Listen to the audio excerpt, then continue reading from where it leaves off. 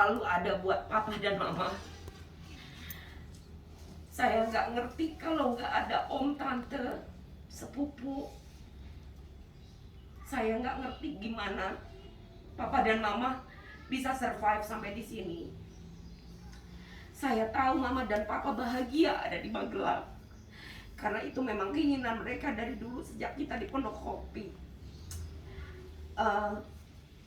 Sulit buat saya, terlebih saya yang jauh. Mungkin banyak yang tidak tahu bagaimana rasanya tinggal di luar negeri jauh dari siapa-siapa. Komunikasi, puji Tuhan, masih lancar dengan adanya teknologi yang baik, sehingga Tuhan izinkan saya masih memonitor mama dan papa melalui WA. Berat sekali kalau dipikir perjalanan hidup mama, papa, saya, Benny, dan Dimas sampai bisa saat ini. Kalau bukan berkat Tuhan, kami nggak akan ada di sini sampai sekarang. Saya hanya mau kasih tahu bahwa keadaan papa dari sakit sampai sekarang itu selalu didoakan oleh om, tante, sama sepupu-sepupu. Saya ucapkan terima kasih atas semua doa dan berkat karunia, kasih, dan semuanya yang sudah dilimpahkan ke keluarga kami. Ini nggak mudah, mungkin kelihatannya klise, tapi sebenarnya juga tidak gampang.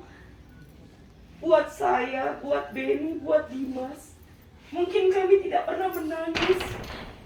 Kami menahan semuanya karena demi kekuatan mama.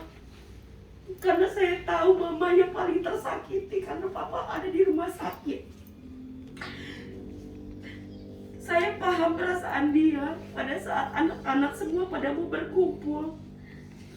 Tapi dengan keadaan kondisi Benny, Dimas, saya sulit untuk menyatukan bersama karena masing-masing punya tanggung jawab baik dalam kehidupan keluarga mereka ataupun kehidupan perkantoran mereka.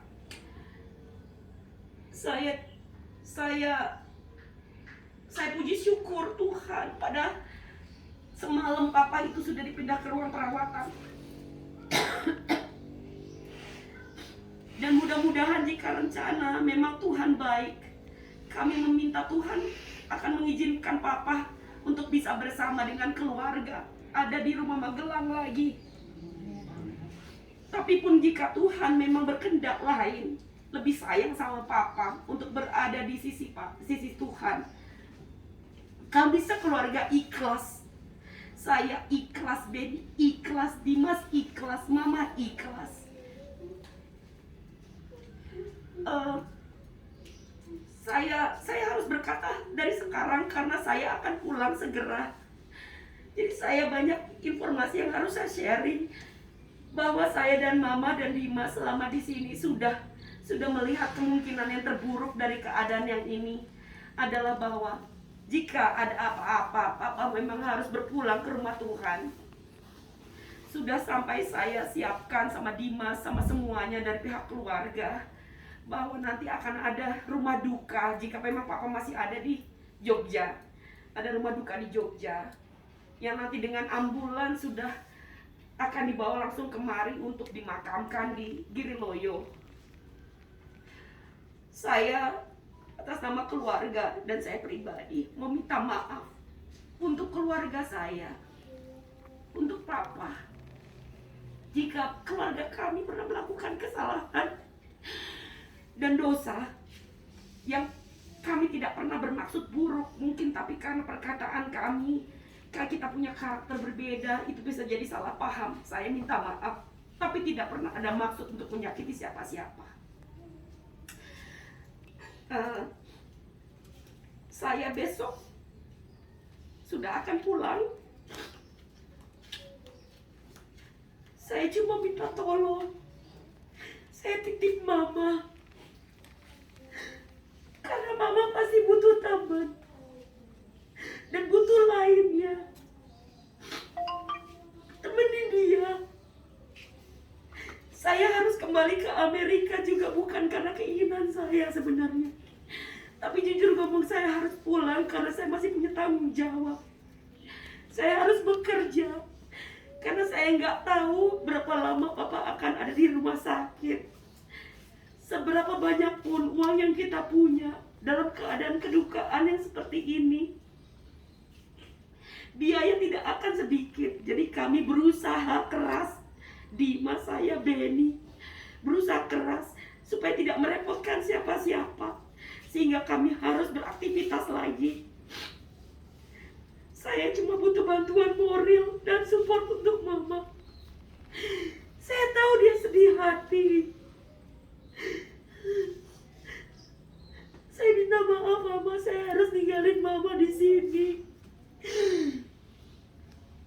Dan saya sudah berpesan sama Mama, Dimas, Benny, jika memang nanti pada saat sudah saya kembali, ternyata Papa harus dipanggil Tuhan, saya sudah ikhlas untuk Papa segera dimakamkan, hanya menunggu Benny dan Dimas.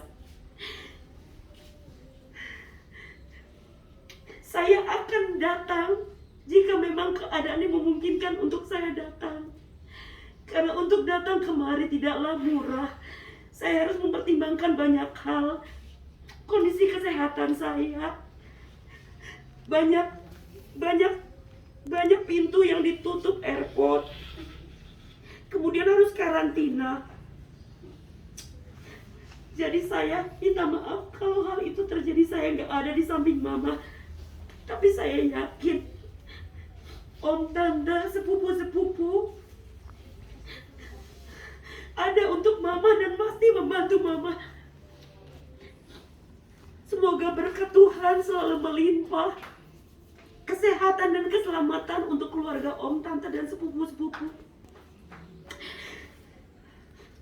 Tangisan saya ini datang dari hati saya karena saya selama di sini saya tidak pernah nangis. Saya coba tahan semuanya karena saya pengen kuat untuk Mama, tapi saya minta maaf Mama, saya gak kuat.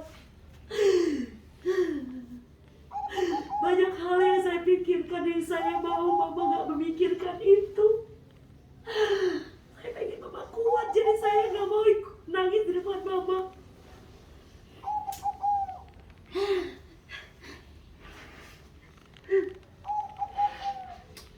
Saya seandainya waktu bisa diputar kembali, sebenarnya Juni kemarin saya tuh sudah niat mau kemari mengajak John untuk merayakan anniversary kita yang ke-10. Karena pada saat saya menikah tidak ada satu keluarga pun yang datang. Saya hanya bilang sama John, mungkin itu momen terakhir saya berkumpul dengan Mama dan Papa. Saya minta ada perjanjian suci lagi bahwa mereka ada hadir. Tapi ternyata karena COVID semuanya dibatalkan, penerbangan kami dibatalkan. Sehingga rencana itu jadinya tahun depan. Sudah 50% semua terbayarkan. Tapi saya tidak khawatir bahwa uang itu akan hangus begitu saja. Saya yakin dan saya percaya masih bisa dipakai tahun depan. Saya tidak nyangka Papa secepat ini harus sakit. Saya sampai sudah menyiapkan semuanya. Sampai baju, sampai kostum. Sedetail itu saya